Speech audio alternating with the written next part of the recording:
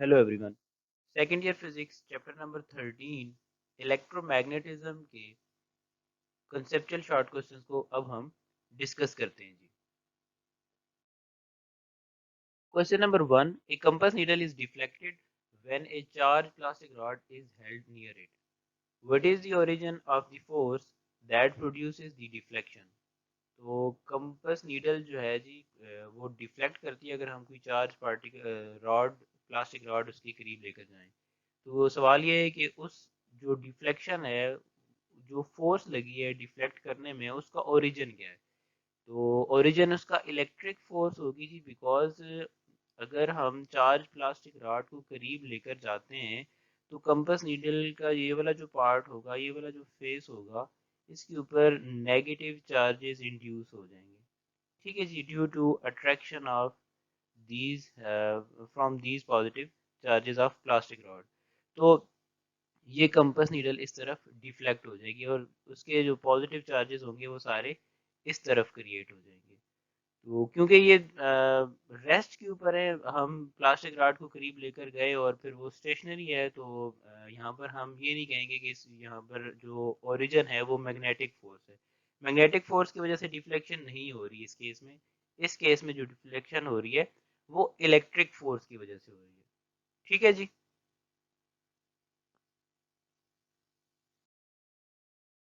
Question number 2, what is the difference between permeability and permittivity. तो हम पहले permittivity को डिस्कस कर लेते हैं जी। परमिटिविटी बेसिकली हमें ये बताती है कि किसी भी रीजन में से इलेक्ट्रिक फील्ड लाइंस कितना जल्दी, कितना आसानी से पास कर सकती हैं। मीन्स ये एक फैक्टर होता है जो कि हमें ये एक काइंड ऑफ इंफॉर्मेशन दे रहा होता है कि इलेक्ट्रिक फील्ड लाइंस किसी भी रीजन में से कितना आसानी से गुजर सकती हैं। सिंबल एप्सिलॉन से लिखते हैं, ग्रीक लेटर है जी हमारे पास एक। इसके जो यूनिट्स होते हैं वो फैरेड पर मीटर होते हैं।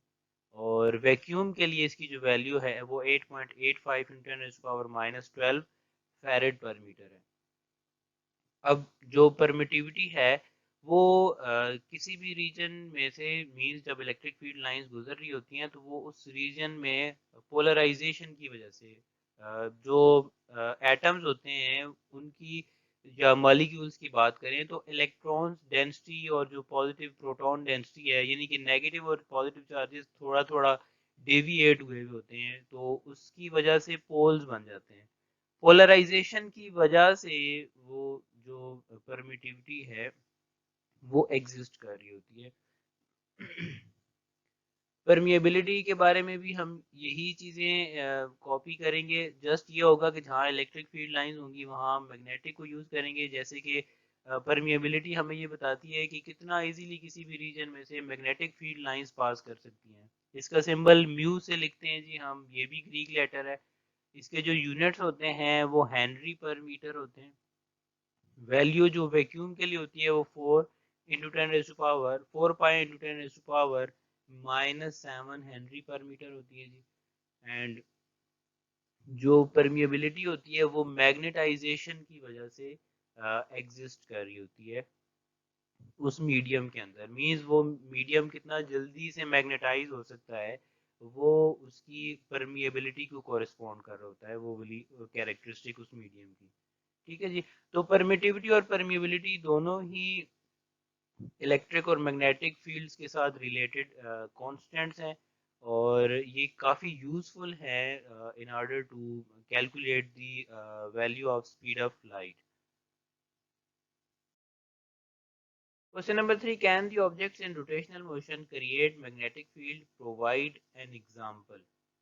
तो yes, the objects in rotational motion can create magnetic field, and the example is the rotational motion of electron around the nucleus। let's say जी हमारे पास ये कोई एक इलेक्ट्रॉन है और वो एंटी क्लॉकवाइज मूव कर रहा है अराउंड दी न्यूक्लियस। ये कोई लास्ट शेल वाला इलेक्ट्रॉन होगा जो कि अनपेयर्ड होगा, इसके साथ किसी भी दूसरे इलेक्ट्रॉन ने पेयरिंग नहीं की। अब इलेक्ट्रॉन एक क्लोज सर्किट के अंदर अगर मूव कर रहा है तो इट मीन्स के रेट ऑफ फ्लो ऑफ जो चार्ज है उसको हम एज ए करंट डील कर सकते हैं, क्योंकि इलेक्ट्रॉन भी तो एक चार्ज पार्टिकल है। तो इट मीन्स कि यहाँ पर चार्ज फ्लो कर रहा है विद रिस्पेक्ट टू टाइम, और क्लोज सर्किट है तो यहाँ पर करंट भी कंसिडर किया जा सकता है। अब हम राइट हैंड रूल यूज करें तो करंट की डायरेक्शन में अगर हम फिंगर्स को कर्ल करें तो हमारा जो थंब होगा वो outward to the board, outward to the plane यहाँ पर शो हो रहा होगा। तो जिस तरफ थंब की डायरेक्शन होती है वो वाली साइड नॉर्थ पोल, और उसके बिल्कुल अपोजिट जो साइड होगी वो as a south pole behave कर रही होगी। तो ये जो एटम है ये as a tiny bar magnet behave करने लग जाएगा जब कभी इस तरह की सिचुएशन होगी। तो यही हमारे क्वेश्चन का आंसर भी है और इसकी एक्सप्लेनेशन भी है। ठीक है जी, तो यही सारी चीजें यहाँ पर एक्सप्लेन हुई हैं।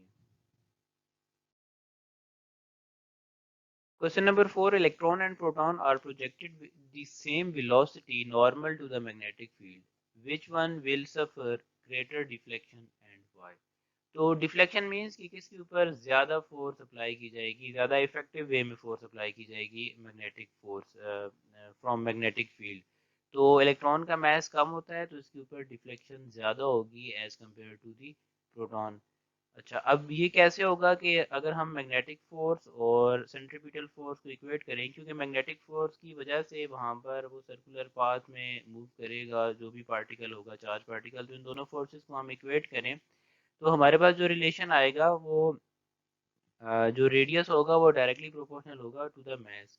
अब इस चीज़ को अंडरस्टैंड कर लेते हैं जी। लेट्स से हमारे पास प्लेन के इनवर्ड एक मैग्नेटिक फील्ड हमने सेट की हुई है इनसाइड टू द प्लेन।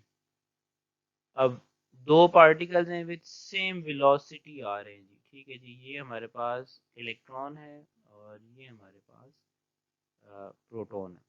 अब प्रोटॉन का मास ज्यादा होता है तो इसके ऊपर मैग्नेटिक फोर्स एक्ट करने में उसको टाइम लगेगा। तो दैट इज वाई कि उसको काफी आगे जाकर एक डिफ्लेक्शन फील होगी और वो अपना एक कर्व्ड पाथ में फॉलो करना शुरू करेगा। और इलेक्ट्रॉन एक काफी लाइटर पार्टिकल है तो इसे फौरन से डिफ्लेक्शन मिलेगी। मींस इसके ऊपर जो डिफ्लेक्शन होगी वो काफी ज्यादा होगी, काफी इफेक्टिव होगी और काफी जल्दी एक्ट करेगी मैग्नेटिक फोर्सेस के ऊपर as compare to the proton. Proton एक हैवी पार्टिकल है एज कम्पेयर टू इलेक्ट्रॉन, तो इस वजह से उसकी जो डिफ्लेक्शन होगी वो कम होगी। दैट इज वाई उसका रेडियस बड़ा होगा। ठीक है जी, और क्योंकि उसका मास ज्यादा है। Question number 5. A charged particle moves in a straight line through a particular region of space. Could there be a non-zero magnetic field in this region? तो अगर चार्ज पार्टिकल अनडिफ्लेक्टेड उस रीजन में से पास कर रहा है तो मीन्स कि उसका पाथ चेंज नहीं हो रहा, अगर वो मूव कर रहा है तो उसकी दो ही रीजंस हो सकती हैं, या तो वहाँ पर मैग्नेटिक फील्ड जीरो है या फिर जीरो नहीं है। तो जो वेलोसिटी है और मैग्नेटिक फील्ड है, वेलोसिटी ऑफ चार्ज और जो मैग्नेटिक फील्ड है उसके दरमियान एंगल्स कुछ इस तरह से बन रहा है कि ओवरऑल मैग्नेटिक फोर्स जीरो आ रही है। तो पहली पॉसिबिलिटी ये हो सकती है कि उस रीजन के अंदर मैग्नेटिक फील्ड जीरो हो, तो हमारे पास जो मैग्नेटिक फोर्स है उस चार्ज पार्टिकल के ऊपर कोई भी नहीं लग रही होगी और वो स्ट्रेट पाथ में मूव करेगा।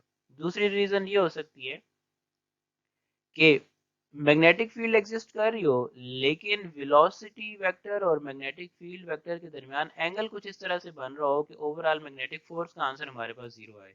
तो वो एंगल या तो 0 डिग्री हो सकता है या फिर 180 डिग्री हो सकता है। तो इन दोनों केसेस में भी हमारे पास मैग्नेटिक फोर्स जीरो आएगी। तो if a charge particle moves in a straight line through some region of space then the magnetic field in the region may or may not be zero। तो इसका answer हमने इस तरह से start करना है।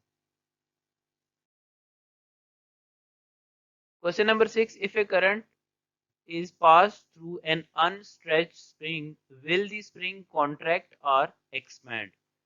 तो इसका आंसर अंडरस्टैंड करने के लिए हम यहाँ पर पहले एक रिंग कंसिडर करते हैं। इस रिंग में करंट कुछ यूं फ्लो कर रहा है, तो इस करंट के आसपास, इस लूप में इसके आसपास एक मैग्नेटिक फील्ड होगी। उसकी डायरेक्शन पता करने के लिए करंट की डायरेक्शन में आप अपने राइट हैंड की फिंगर्स को कर्ल करें तो थंब की डायरेक्शन कुछ यूं होगी जी। तो थंब जिस डायरेक्शन में होता है उस डायरेक्शन में नॉर्थ पोल और उसके अपोजिट डायरेक्शन में हमारे पास ये साउथ पोल हो जाएगा।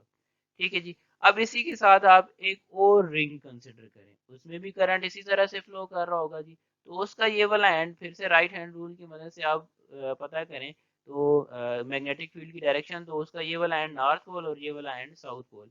इसी तरह आप सारे रिंग्स बनाते जाएं और इमेजिन करें कि आपके पास एक स्प्रिंग है, उसमें भी इसी तरह के रिंग्स बने होते हैं। तो अब यहाँ पर आप देखें तो जो पहले वाला रिंग है और जो दूसरे वाला रिंग है वो आपस में एक दूसरे को अट्रैक्ट करेंगे because of the opposite poles of the magnet. तो इस तरह ये सारे रिंग एक दूसरे को जब इनमें से करंट पास करेगा तो अट्रैक्ट करेंगे, तो अट्रैक्शन की वजह से यहाँ पर कॉन्ट्रैक्शन जनरेट होगी। ठीक है जी, तो इसका आंसर हमारे पास हमने यही सारी चीजें यहाँ पर एक्सप्लेन की हैं कि when the current is passed through the spring then the current flows parallel in adjacent turns, and when two wires are placed parallel to each other then the current which flows in the same direction the wire attract each other. Similarly the various turns attract each other and the spring will compress. ठीक है जी। Question number 7, how can neutrons be accelerated in a cyclotron. तो neutron basically एक neutral particle होता है जी, neutral in the sense कि उसके ऊपर जो ओवरऑल चार्ज होता है वो जीरो होता है। तो साइक्लोट्रॉन वाला जो हमने टॉपिक पढ़ा था उसमें तो हमने ये देखा था कि जब कोई चार्ज पार्टिकल किसी मैग्नेटिक फील्ड में एंटर होता है तो उसके ऊपर एक मैग्नेटिक फोर्स एक्ट करती है जो कि उसको सेंटर मींस सर्कुलर पाथ में मूव करवाती है। तो मैग्नेटिक फोर्स तो तब एक्ट करेगी जब अगर हम फॉलो करें relation q v cross b, तो चार्ज ही जीरो है, तो अगर क्यू को जीरो कर देंगे तो ओवरऑल मैग्नेटिक फोर्स जीरो हो जाएगी।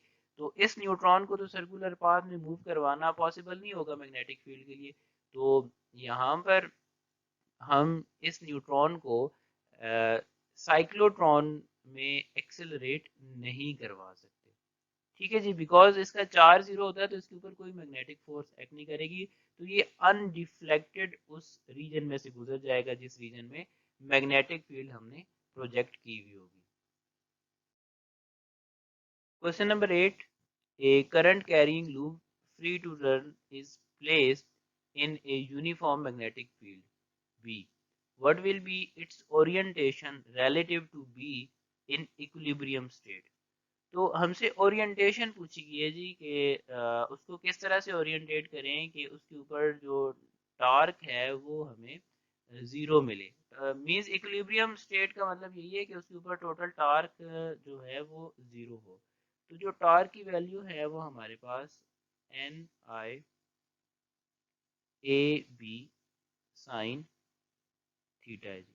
ठीक है जी, तो यहाँ पर अब number of turns, current, area, magnetic field, ये सारी चीज़ें ऑलमोस्ट कांस्टेंट हैं।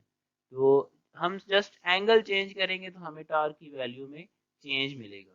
तो अगर हम एंगल यहाँ पर मीन्स 0 डिग्री रखें कि जो कॉयल का जो प्लेन है वो पैरेलल है टू द मैग्नेटिक फील्ड, तो यहाँ पर हमारे पास जो ओवरऑल टॉर्क होगा वो जीरो आएगा।